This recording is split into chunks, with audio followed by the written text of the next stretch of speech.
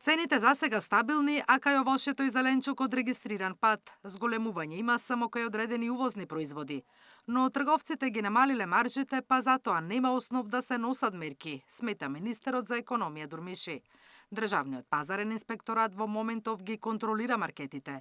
И ако се утврди зголемување на маржите, владата ќе интервенира. Немаме основ под кој да ние да постапуваме.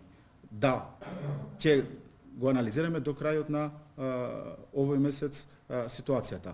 Може да ја намалиме ДДВ за прехранбените производи. Ние гледаме да не изигруваат или да не се однесуваат девијантно трговците, производителите или дистрибутерите, да ги зголемуваат маржите поради ова временска криза, да кажуваат дека се зголемуваат цените. Овие контроли ги правиме.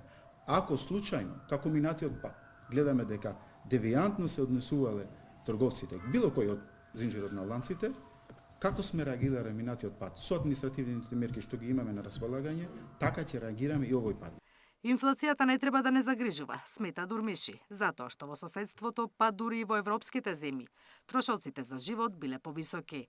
За сега добро се справуваме со последиците од војната на Блискиот Исток, особено во делот на горивата. Ако растот на цените продолжи, не се исклучува интервенција и во делот на храната, додава Дурмиши. Статистичките бројки пак покажуваат зголемување на трошоците за живот од 5,7% во април, додека храната се продава поскапо за 8% во однос на истиот период лани. Во споредба пак со претходниот месец, регистриран е раст на цените кај храната од 0,7%. Наташа Мерсовска, Сител телевизија.